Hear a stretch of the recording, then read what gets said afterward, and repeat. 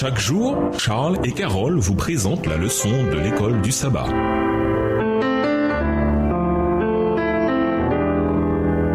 Bienvenue dans votre émission Dieu nous parle. Nous voilà à la leçon de vendredi. Pour aller plus loin, nous vous invitons à lire dans Ésaïe 44, verset 24 à Ésaïe 45, verset 13. Peu à peu, sournoisement et en cachette d'abord, puis plus ouvertement à mesure qu'il prenait des forces et plus de contrôle sur les esprits des hommes, ce mystère de l'iniquité progressa dans son œuvre de séduction et de blasphème. Presque imperceptiblement, des coutumes païennes pénétrèrent dans l'Église chrétienne. L'esprit de rapprochement du monde et de compromis avec lui disparut pour un temps à cause des cruelles persécutions que l'Église endura de la part du paganisme. Mais dès que cessa la persécution et que le christianisme eut ses entrées dans les cours et les palais des rois, l'Église abandonna l'humilité et la simplicité du Christ et de ses apôtres pour embrasser la pompe et l'orgueil des prêtres et des dirigeants païens et substitua à la parole de Dieu les théories et les traditions des hommes.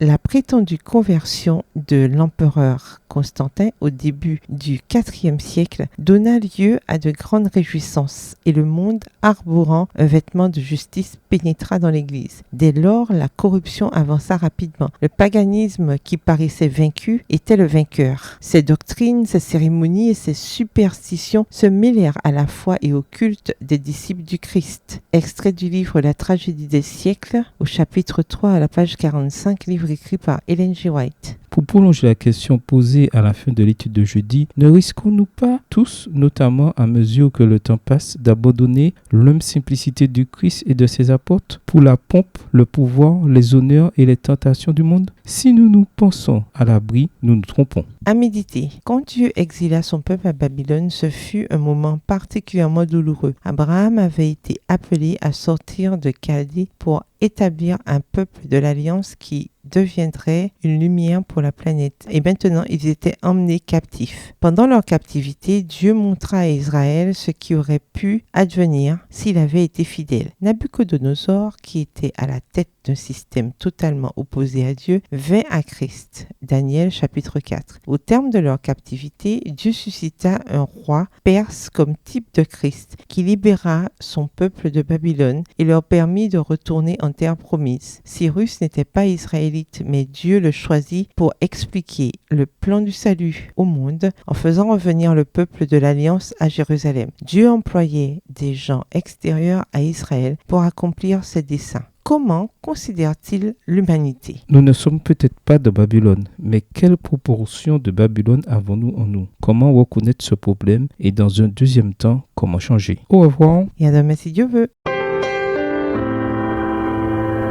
Dieu nous parle. Chaque jour, Charles et Carole vous présentent la leçon de l'école du sabbat.